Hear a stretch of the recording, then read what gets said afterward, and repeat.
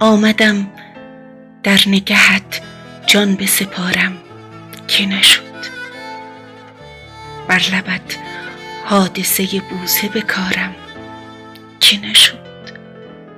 آمدم خیره به چشمان سیاهت شوم و رمز آرامش خود را بشمارم که نشد.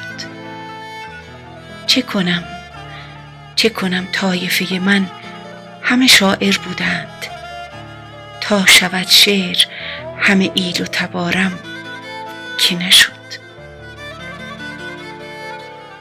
آمدم تا که مگر فاصله را خط بزنم، بس که از فاصله هایم گله دارم که نشد.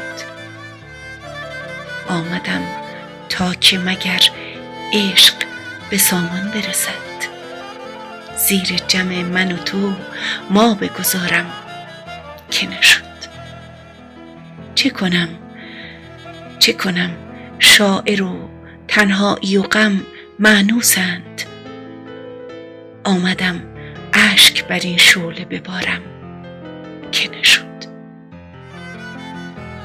آمدم تا که مگر عشق به خلوت ببرم، من که در خلوت خود جز تو ندارم که نشد.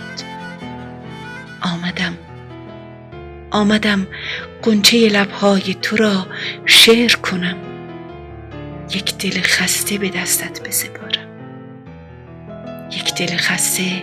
دستت بسپارم که نشد.